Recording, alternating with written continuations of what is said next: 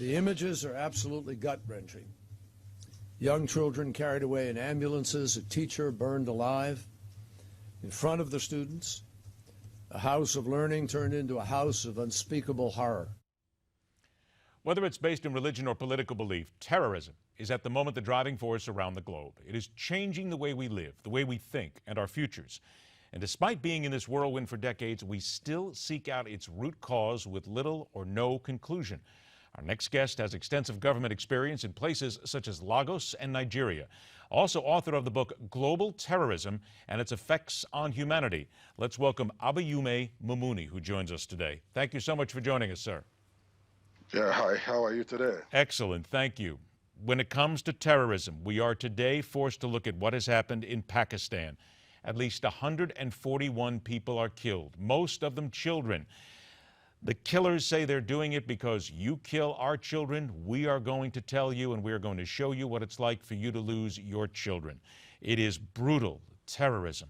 How are we supposed to try and understand what these people want, what they are desiring, when they simply are willing to kill indiscriminately children, not just adults, but innocent children? Yeah, thank you. You say, if you look at it deeply, like going into my book, I have some chapters there that really analyze the model operandi of the so-called terrorist group.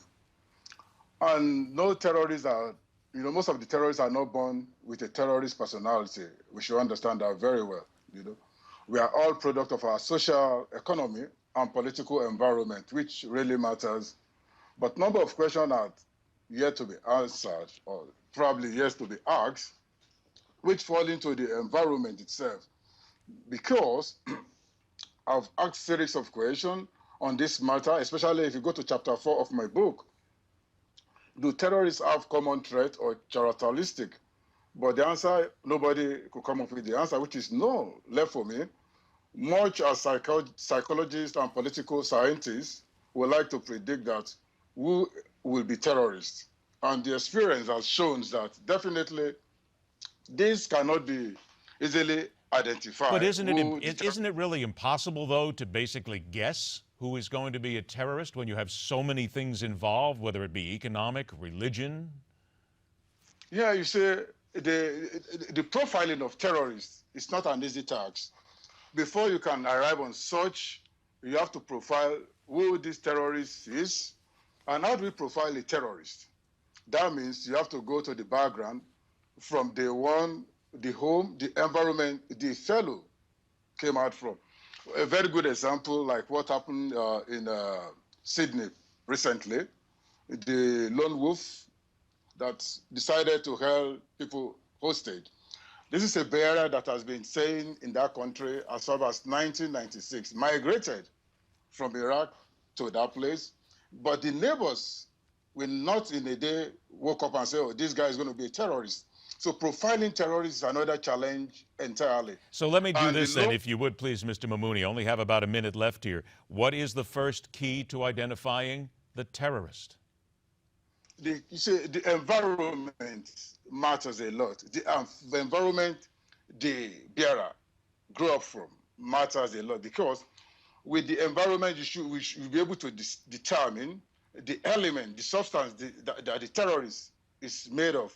That is where the profiling comes in. It's very, very difficult until it happens. Then you will know my neighbor is a terrorist. So it's a very, very, very, very difficult task. We want to remind everybody again that your book is called Global Terrorism and Its Effect on Humanity. It takes in a lot of issues as to exactly how we can at least try to find out who they are, what they want, and how we can identify them in the future. Abayomi Mumuni, Mr. Mamuni, we want to thank you very much for joining us today. Thank you very much. I appreciate it. Thank you very much. We want to bring everybody up to speed a little bit on what happened in Pakistan, because we're now learning a little bit more about what's gone on here. At least 141 people, 132 children and 9 staffers are dead, more than 100 injured.